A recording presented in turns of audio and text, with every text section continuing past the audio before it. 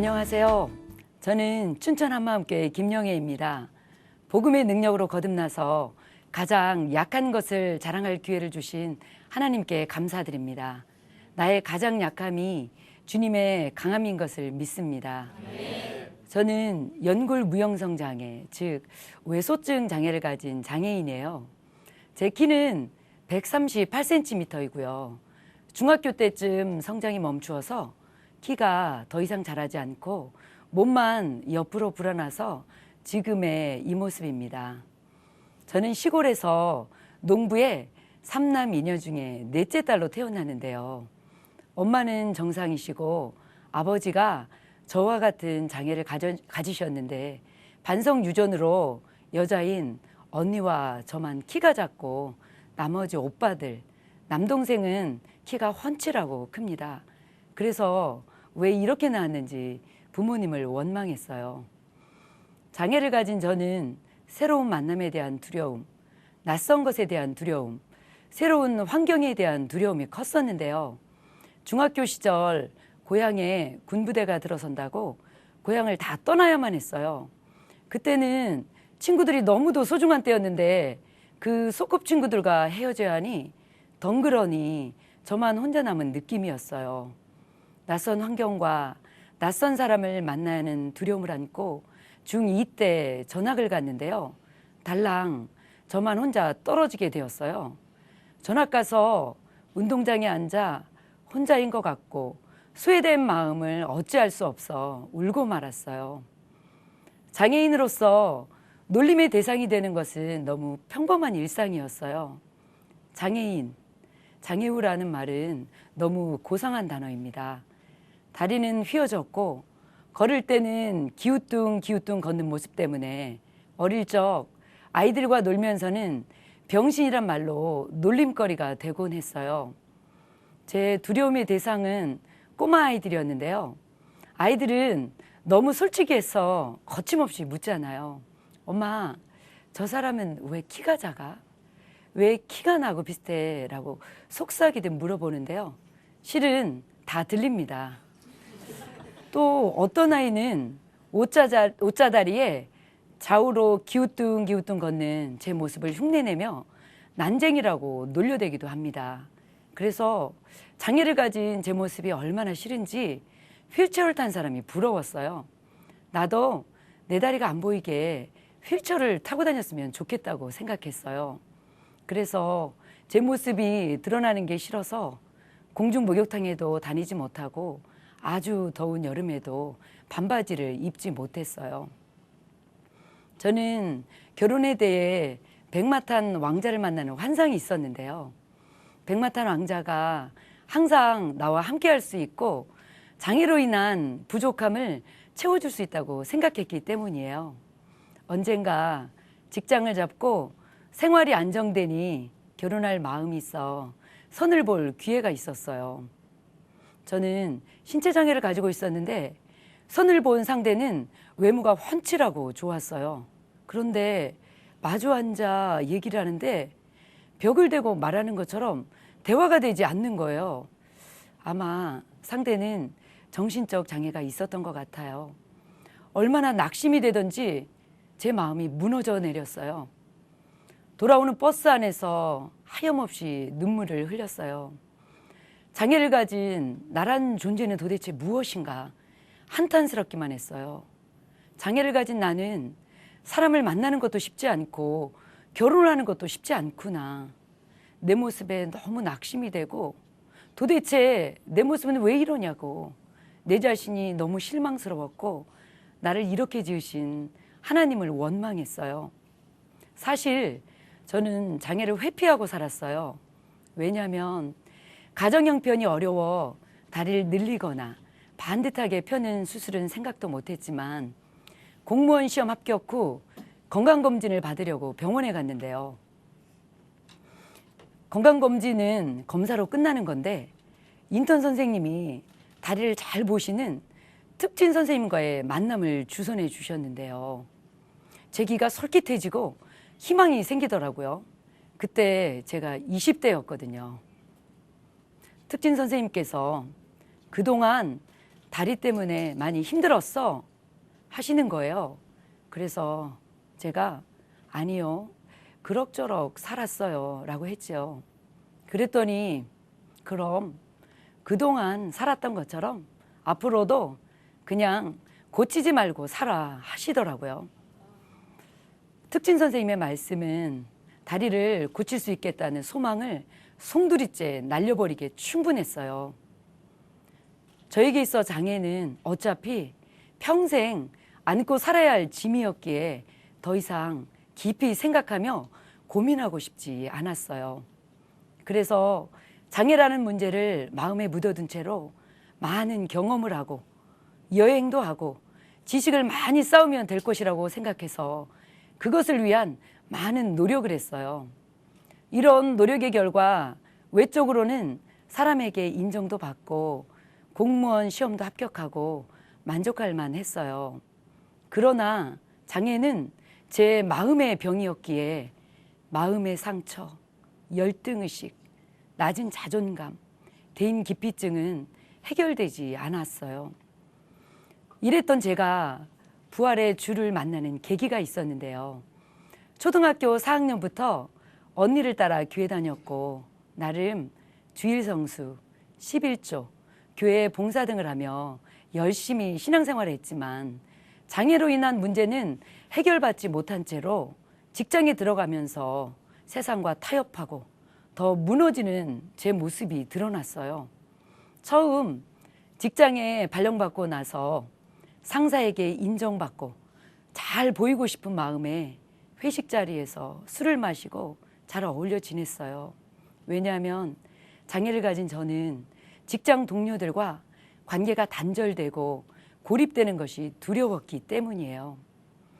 의지했던 가족도 친구도 다 떠나는 것을 보면서 장애를 가진 저는 혼자라는 것이 두려웠어요. 아침에 출근할 때 혼자 걸으면서 때론 오래 걸어 다리가 아픈데도 잠시 쉬었다가 가지도 못했어요. 제 모습이 너무 특이해서 시선이 집중될까 봐요. 그래서 누군가가 나와 함께 했으면 좋겠다고 생각했는데 하나님은 보이지 않으니 당장 옆에 보이는 친구가 더 든든하고 힘이 되는 것 같았어요. 그렇지만 보이는 친구는 나와 늘 함께 할 수 없으니 막연하고 보이지 않지만 나와 늘 함께 할 수 있는 분이 하나님이라고 생각했는데 그 하나님이 살아계신지 확신할 수 없었어요. 그래서 하나님, 보이지 않지만 당신은 계신 거죠. 분명히 있는 거죠. 꼭 계셔야만 합니다라고 마음으로 외치곤 했어요. 그즈음 후배의 권유로 한마음교회를 와서 나의 신앙의 현주소가 예수님을 믿는다고 했지만 막연하게 신념으로 믿고 있었음을 발견하게 되었어요. 그리고 드디어 제가 그토록 원하던 하나님의 실존을 확인하는 증거를 찾았어요.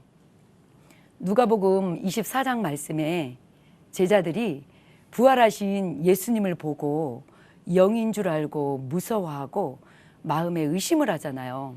그런데 예수님께서 손과 발을 보여주시면서 만져보라 하시고 생선을 잡수시는 것도 보여주셨어요. 저는 여기서 예수님의 부활체의 모습을 선명하게 보았어요. 닫힌 문을 통과하는 몸, 그런데 뼈와 살이 만져지는 몸, 형체가 변화된 신령한 몸, 먹을 수도 있는 몸, 썩지 않을 몸으로 영원히 사는 부활. 하나님이 독생자 아들 예수님을 이 땅에 사람으로 보내셔서 부활로 예수님이 나의 주인이시고 하나님이심을 보여주셨는데도 여전히 내가 주인 되어 사는 죄는 너무 무서운 죄였어요. 예수님이 하나님이시고 나를 만드신 창조주이신데 내 몸에 대해 불평하고 원망하고 열등의식을 가지고 산 것이 내가 주인 되었기 때문이었어요.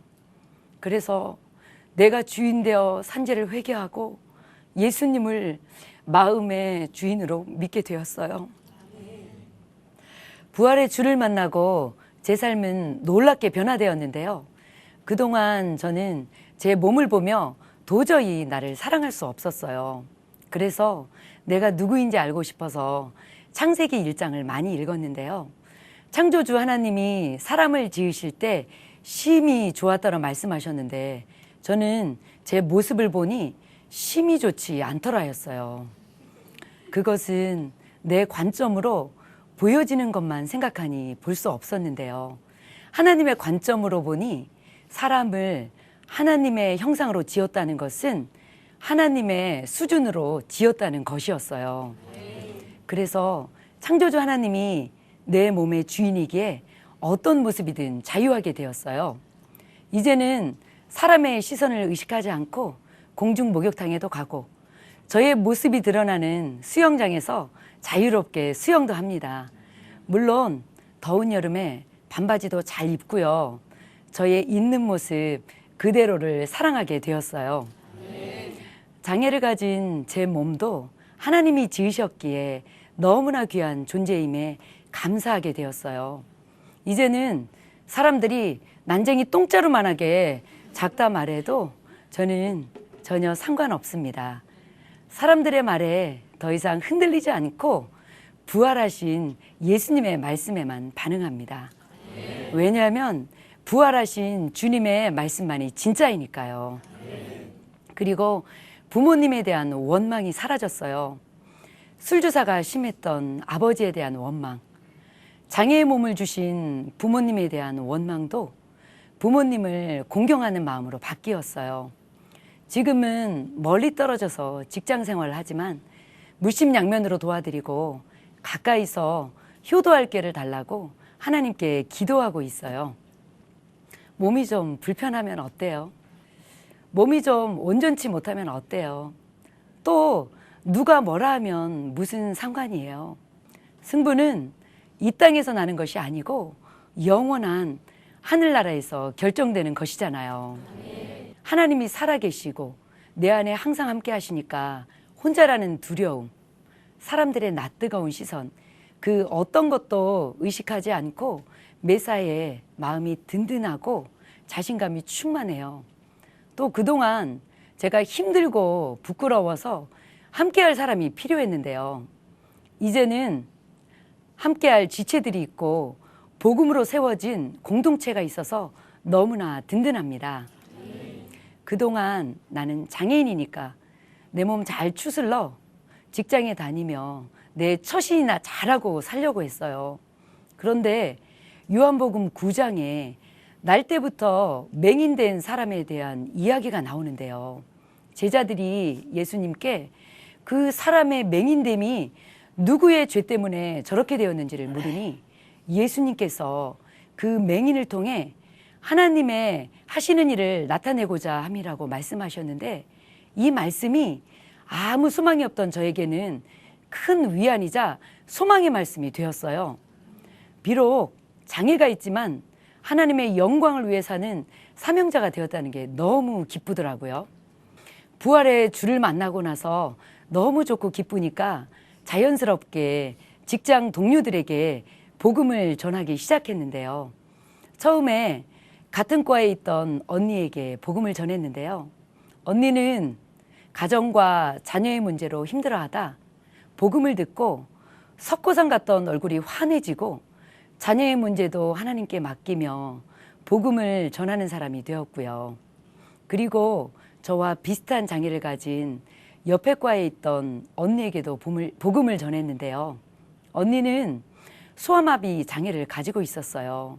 그런데 언니는 절룩거리는 모습을 보여주기 싫어서 좋은 아이디어를 내고 발표 자료를 만들어 놓고도 워크숍이나 발표회에서 정작 발표를 하러 갈 때는 사람들에 대한 두려움으로 다른 직원이 해야 했고요.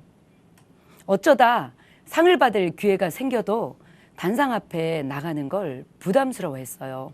그런데 부활의 복음을 듣고 1,500명의 성도들 앞에 나가 간증하는 아주 담대한 사람이 되었어요.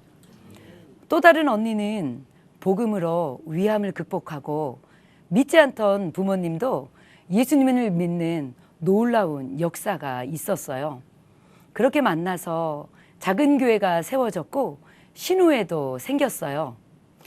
그렇게 세 명이 오직 복음으로 공동체가 되어 함께하면서 기쁨이 있고 가족처럼 돌보고 살아가니 다른 직장 동료들이 기쁨의 이유를 묻고 복음을 듣게 되어 예수님을 믿는 놀라운 일들이 생겼고요. 복음을 들은 직원들은 또 다른 사람에게 복음을 증거하여 작은 교회를 세우기도 했어요. 제가 다니는 직장은 전국에 퍼져 있는데요. 복음을 전하고 사람들과의 모임이 생기면서 언젠가부터 이런 소망을 가지게 되었어요. 민들레가 바람에 날려 그 홀씨들이 뿌려져 또 다른 민들레로 태어나는 것처럼 복음에는 생명력이 있으니 복음을 들은 직원들이 전국 각지에 퍼져 또 다른 사람들에게 복음을 전하고 교회가 세워지는 꿈을 꾸게 되었는데요. 지금도 복음은 작은 교회를 통해 계속 번져지고 있어요. 직장 동료 중에 진천으로 발령이 났는데요. 그분이 그곳에서 복음을 전하고 서울에서 신우회로 모였던 것처럼 예배를 드리더라고요. 그리고 저도 민들레 홀씨 되어 강릉에 발령받아 계속 복음을 전하고 있어요. 직장 내에서 복음을 전하다 보니 이런 일도 있었어요. 직원들이 업무 처리할 서류를 들고 오잖아요. 보니까 잘못 작성해서 온 거예요. 그러면 화가 나서 버럭하고 소리를 지르기도 했는데요. 하루는 그런 생각을 주시더라고요. 야, 영애야, 내 한 입으로 복음도 전해야 하는데 그럴 때는 부드럽게 하고 또 이럴 때는 버럭하고 언성을 높이면 어떻게 복음을 전하겠니? 그래서 이왕 일을 알려줄 거면 친절하게 잘 알려주자 마음 먹고 직원들을 잘 대해 주었어요. 그래서 지금은 친절한 영애 씨로 통합니다.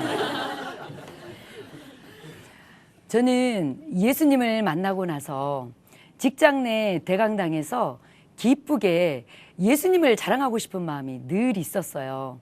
왜냐하면 직장에는 명사 초청 강연이 대강당에서 자주 있었는데요. 명사들의 강연 내용들은 삶의 지혜와 도전을 주는 아주 좋고 인상적인 부분이 많았지만 삶의 실제적인 문제들에 근원적인 답을 주지는 못했어요. 그렇지만 제가 가지고 있는 복음은 모든 문제에 답을 줄 수 있다는 큰 확신이 있었기에 언젠가 대강당에서 복음을 증거하고 싶은 마음이 늘 있었어요. 그런데 드디어 때가 왔습니다. 2011년도에 제가 다니는 직장에서 연말 이벤트로 직장 동료들의 추천을 통해 베스트 스마일상을 주었는데요. 제가 뽑혔습니다. 시상식은 대강당뿐만 아니라 화상으로 전국에 있는 직원들도 함께하는 자리였어요. 이 시상식에서 저에게 기쁨의 이유를 말할 기회가 생겼어요. 제가 기쁜 이유는 기쁨의 근원 되신 예수님이 나와 함께 하시기 때문이고 나는 항상 기뻐하는 사람, 범사에 감사하는 사람임을 날마다 생각한다고 답했어요. 나중에 관중석에 계시던 청장님께서 무슨 부흥해 온 것 같다고 하셨다는 후문을 들었어요.